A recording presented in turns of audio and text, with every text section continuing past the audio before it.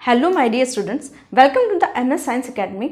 मैं हूं मीनू श्रीवास्तव और आज हम डिस्कस करेंगे जायगोट के अंदर होने वाले डिवीज़न और नेक्स्ट फेजेस के बारे में। जायगोट बेसिकली यूनिसेलुलर होता है, लेकिन हम लोग मल्टी सेलुलर हैं, तो ये यूनिसेलुलर स्ट्रक्चर से कैसे मल्टी सेलुलर फॉर्म होता है ये आज हम देखेंगे। यूनिसेलुलर जो जायगोट है उसमें जो डिवीज़न हो रहा है उसे उन डिवीजन्स को हम क्या कहते हैं, क्लीवेज। तो बेसिकली जो जायगोट फॉर्म हुआ है हमारा फर्टिलाइजेशन के बाद, उसमें अब क्लीवेज डिवीजन फॉर्म होते हैं। Cleavage it's term given by von Baer. Cleavage जो टर्म थी वो वॉन बियर एक साइंटिस्ट थे जिन्होंने दिया था। क्लीवेज को हम सेलुलेशन या सेगमेंटेशन भी कहते हैं। Cleavage other named as cellulation and segmentation also, इसे हम सेगमेंटेशन भी कहते हैं। अब यहाँ पर जो क्लीवेज है या क्लीवेज जिसको हम कह सकते हैं, it is a kind of rhythmic division और रिदमिक कह सकते हैं कि रिदमिक कंटिन्यू जो डिवीज़न है which form the unicellular zygote into the multicellular mulberry structure called morula. यानी कि ये डिविजन्स यूनिसेलुलर स्टेज को मल्टीसेलुलर स्टेज में कन्वर्ट करेंगे। तो यहाँ पर क्लीवेज जो है बेसिकली एक तरीके से हम ये कह सकते हैं कि ये माइटोटिक डिवीज़न जैसे ही हैं, लेकिन क्लीवेज के अंदर कुछ माइटोटिक डिवीजन से डिफरेंसेस होते हैं। तो वो डिफरेंसेस क्या हैं? Basically cleavage is similar, cleavage somewhat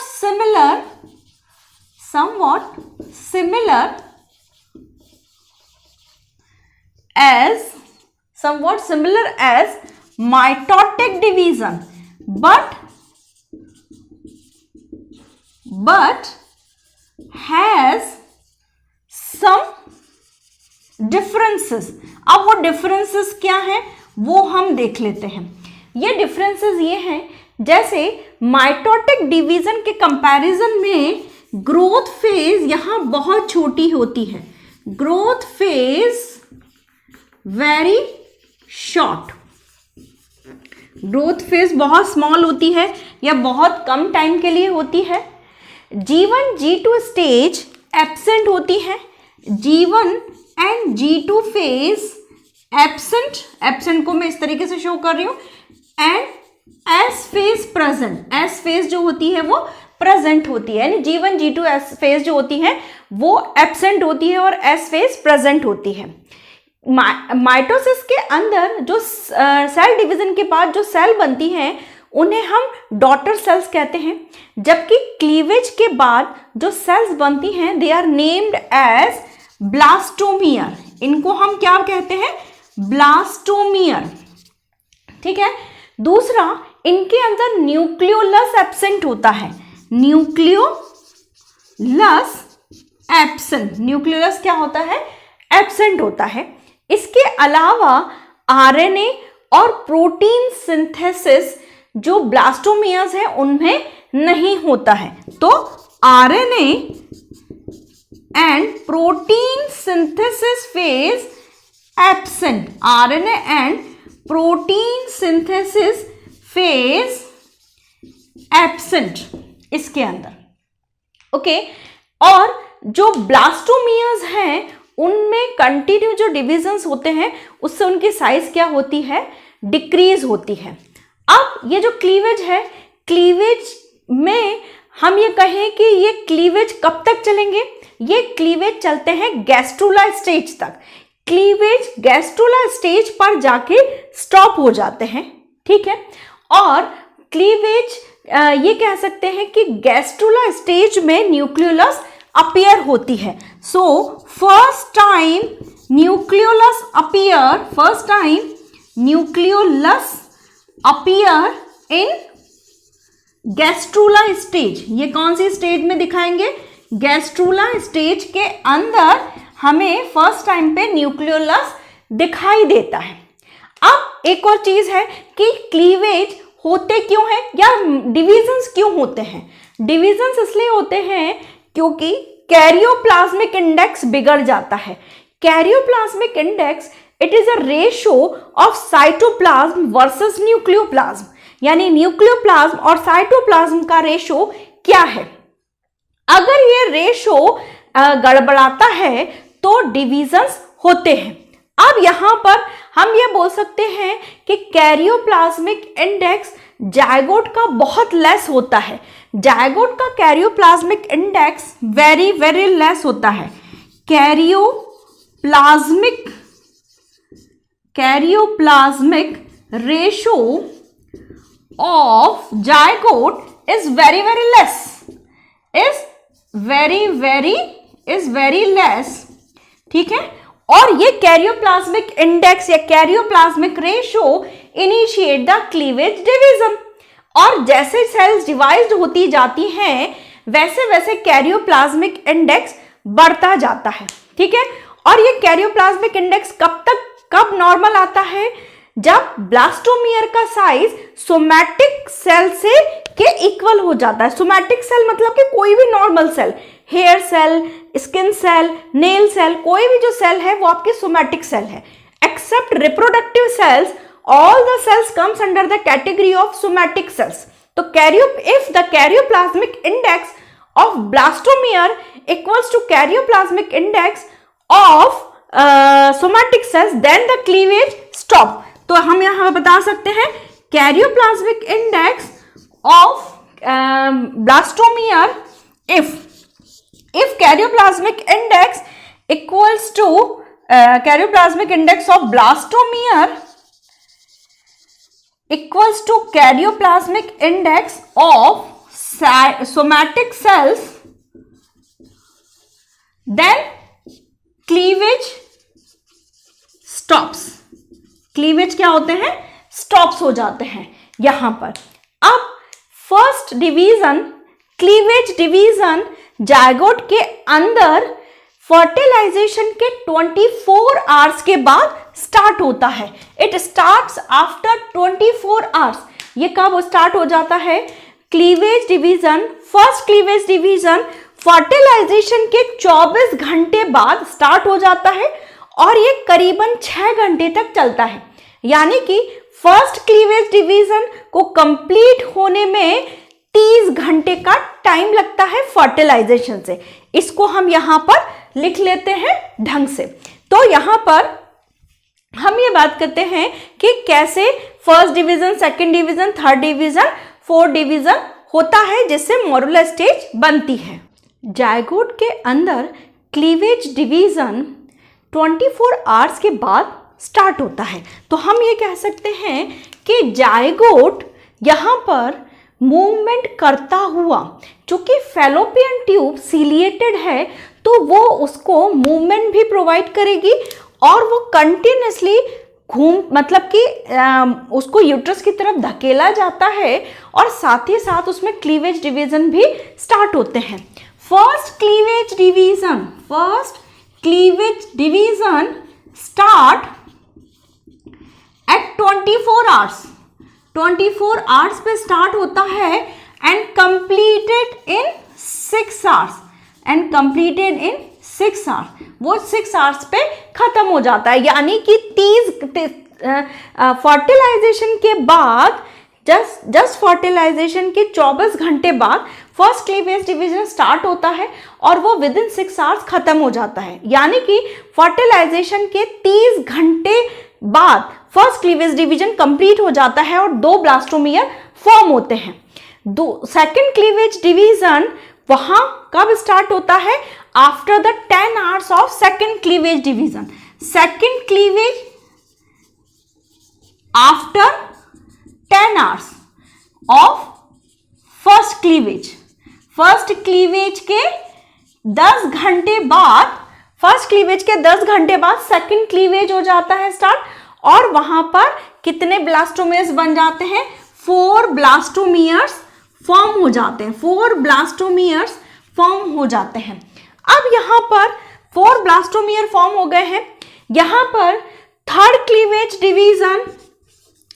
cleavage division को कंप्लीट होने तक थर्ड डे कंप्लीट हो जाता है, कंप्लीशन ऑफ थर्ड डे। यह हम किसके रिस्पेक्ट में बात कर रहे हैं? फर्टिलाइजेशन के। तो फर्टिलाइजेशन के थर्ड डे कंप्लीशन के साथ साथ थर्ड क्लीवेज डिवीजन भी कंप्लीट हो जाता है and it form the 8 blastomere. Eighth division है, देखिए यहां पर 8 सेल स्टेजेस है और 8 सेल स्टेज के बाद जो फोर्थ क्लीवेज डिवीजन है, the completion of fourth cleavage division and it form the 16 blastomere. इसके अंदर कितने ब्लास्टोमियर्स फॉर्म होंगे? 16 ब्लास्टोमियर स्टेजेस फॉर्म होंगी। यहां पर मैंने पूरे 16 ब्लास्टोमियर नहीं बनाए हैं, कम बनाए हैं, लेकिन कुछ सेल्स पीछे भी होंगी। तो यहां पर 16 ब्लास्टोमियर की जो स्टेज बनेगी that is known as the morula. ये जो स्टेज है दैट इज द मोरूला, ये स्टेज मोरूला है। और मोरूला तक बनते बनते ये फाइनली कहां पर आ जाता है? यूट्रस में। यूट्रस की यूटेराइन कैविटी के अंदर मोरूला एंटर कर जाता है। यहां पर आप ये देखेंगे कि ये जो मैंने एक रेड जो है स्ट्रक्चर बनाई हुई है, तो रेड स्ट्रक्चर वो क्या है? It is the zona pellucida. It is the zona pellucida और zona pellucida it is a glycoproteinaceous layer. Zona pellucida is the glycoproteinaceous layer, glycoprotein की लेयर होती है। और जोना पेल्यूसिडा बेसिकली जब तक जोना पेल्यूसिडा अटैच रहेगी blastomeres के साथ, तब तक जायगोट मोरूला का साइज नहीं बढ़ेगा, यानी कि size of morula equals to somewhat equals to size of zygote.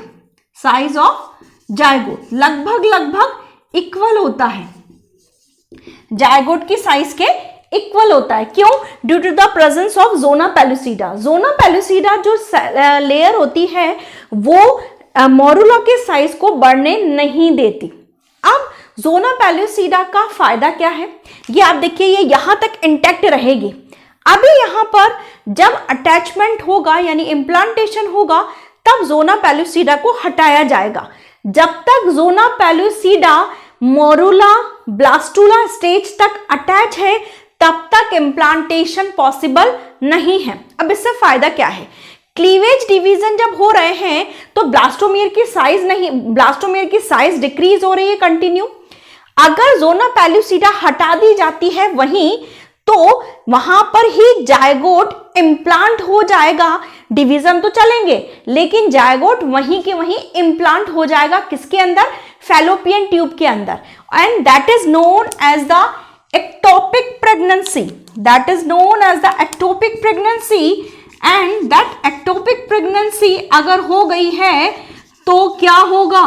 तो फैलोपियन ट्यूब जैसे जैसे साइज बढ़ेगा, जैसे जैसे वो फीटल डेवलपमेंट होगा, जो फैलोपियन ट्यूब है वो बर्स्ट हो जाएगी।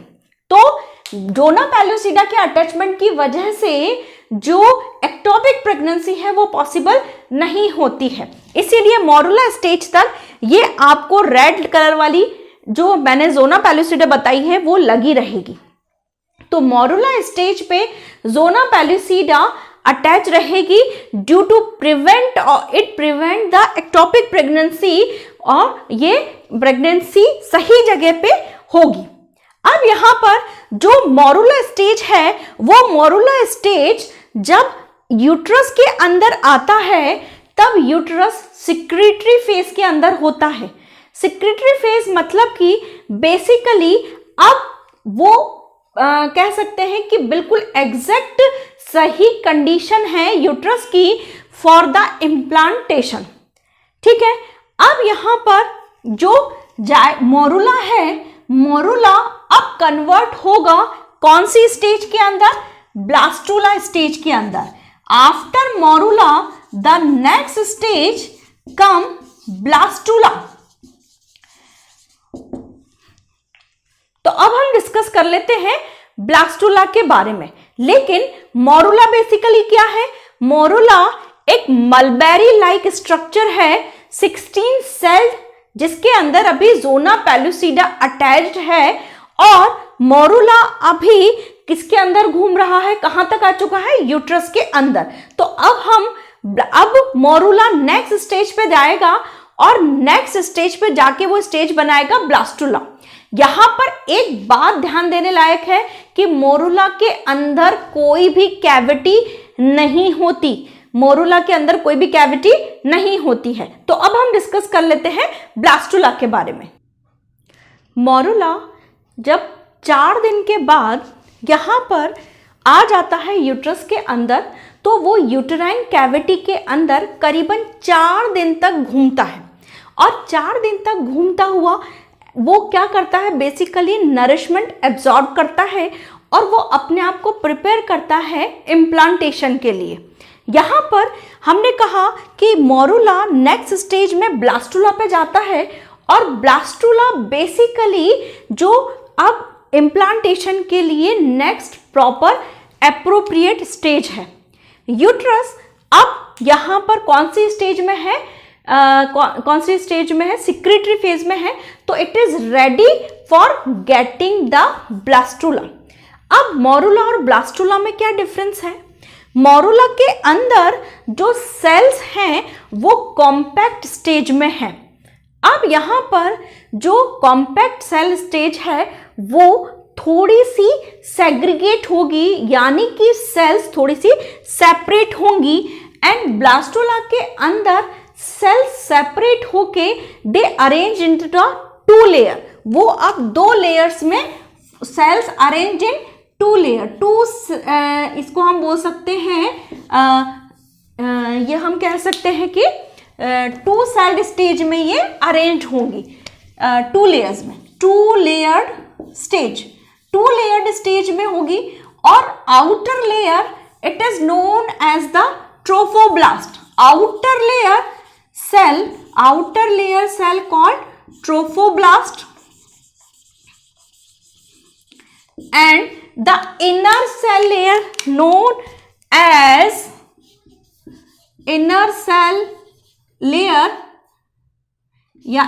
layer is called, आपका inner layer जो होगा वो क्या कहलाएगा? एम्नियोजेनिक सेल या inner cell mass या cells of राउबर। ठीक है, सेल्स ऑफ राउबर, इम्यूनोजेनिक सेल्स और आपका इनर सेल मास, या इसको हम ये भी बोल सकते हैं एम्ब्रियोनल नॉब। जैसे यहां पर ये जो सेल ये जो है ये वाली आउटर लेयर इसको हम क्या बोलेंगे? ट्रोफोब्लास्ट। और जो इनर जो ये बल्ज है, एक कोने में जो बल्ज बनता है, इसको हम क्या बोलते हैं? आईसीएम मतलब कि inner cell mass. Inner cell mass को हम एम्नियोजेनिक सेल भी बोल सकते हैं, सेल्स ऑफ राउबर भी बोल सकते हैं और एम्ब्रियोनल नॉब भी बोल सकते हैं। दोनों ही नाम इसके होते हैं। अब बेसिकली जो ब्लास्टुला है, ब्लास्टुला के अंदर ये तो हमारी ट्रोफोब्लास्ट सेल्स हो गई जो आउटर स्टेज में प्रेजेंट है, आउटर स्टेज में। अब यहां पर जो एम्ब्रियोनल नॉब है, एम्ब्रियोनल नॉब ही बेसिकली पार्टिसिपेट करेगा एम्ब्रियो के अंदर, या फीटस को बनाने का जो मेन योगदान है या मेन जो सेल्स बनाएंगी वो एम्ब्रियोनल नॉब्स वाली सेल्स ही बनाएंगी। ट्रोफोब्लास्ट का कोई रोल नहीं होगा फीटस बनाने में। अब यहां पर ये जो कैविटी है, this cavity is known as blastocoel. इसको हम क्या बोल सकते हैं? ब्लास्टोसील भी बोल सकते हैं, एल्बुमिन कैविटी भी बोल सकते हैं, और यहां पर ये जो ब्लास्टोसील है, ये ब्लास्टोसील इसको हम ब्लास्टोसिस्ट कैविटी भी बोलते हैं, ब्लास्टोसिस्ट कैविटी। ठीक है, तो ये जो स्टेज है हमारा, ये पूरा क्या है? ब्लास्टोसिस्ट। और ब्लास्टोसिस्ट के अंदर बेसिकली क्या है, आपका ब्लास्टोसिस्ट कैविटी है। आप इसको ब्लास्टुला भी बोल सकते हो, लेकिन मैमल्स के केस में इसको हम क्या बोलते हैं, ब्लास्टोसिस्ट बोलते हैं। ये सिस्ट क्यों बनी, क्योंकि सेल्स रीअरेंज हो गई। Then this cavity is a type of schizogenous cavity. ये आपका नीट का क्वेश्चन है, शाइजोजीनस कैविटी। ये जो शाइजोजीनस कैविटी मतलब कि वो cavity which generate due to the rearrangement of the cells. तो ये सेल्स के रीअरेंजमेंट की वजह से बनती है। अब जोना पेलुसिडा का डिटैचमेंट भी होगा यहाँ पे।